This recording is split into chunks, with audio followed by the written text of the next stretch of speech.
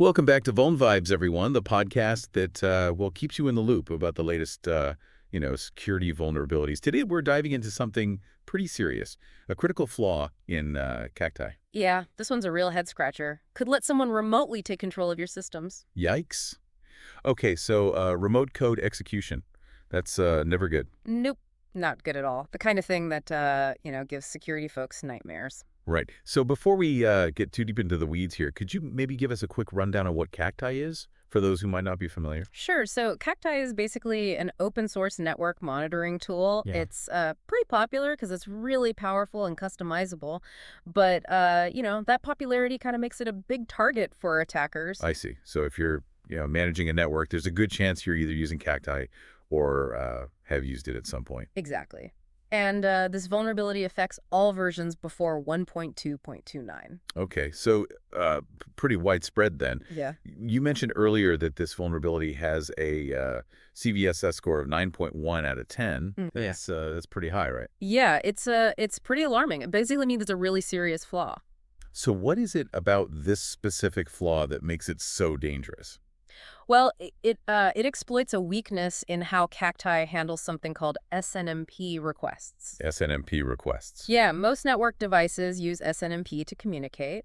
They send little packets of data back and forth. Okay, so I'm trying to picture this. It's like Cacti is sending out a request for a recipe. Right. But instead of getting back ingredients, it gets a malicious program. Yeah, that's actually a pretty good analogy. The attacker can basically craft a malicious SNMP response that tricks Cacti into executing code, any code they want. And because this is all happening at the application level, it can bypass a lot of the traditional security measures. Right. Okay, so we've established that this is bad news. What are the potential consequences if someone actually exploits this vulnerability? Well, the worst case scenario is a complete takeover of the Cacti server. Oh. Attackers could steal sensitive data, delete files, disrupt network operations.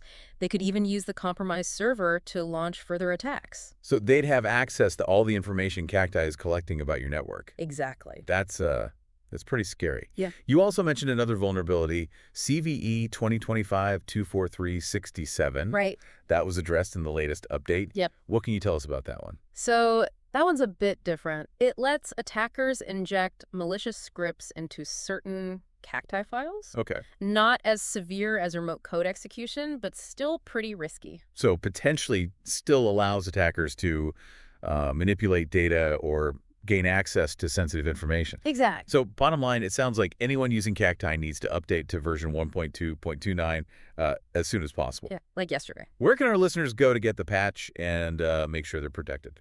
The latest version and detailed instructions are available on the official Cacti website. It's important to, update as soon as you can. And while you're at it, it's always a good idea to review your overall security practices. Strong passwords, regular audits, that kind of thing. Right, right. Stay informed about the latest threats. Exactly. That's all good advice. I think it's easy to forget that even tools designed for network monitoring can become security risks if they're not properly maintained. Mm-hmm. We've seen Cacti vulnerabilities exploited in the past. Yeah. And it's a good reminder that attackers are always looking for new ways in. So to wrap things up here, what's the one key takeaway you want our listeners to remember? I think the main takeaway is that security is an ongoing process. It's not a set it and forget it kind of thing. Staying up to date with patches is important, but it's only part of the picture. Yeah. Understanding your tools, being aware of potential vulnerabilities, and just having a proactive mindset. That's what's really key. So don't wait for something bad to happen.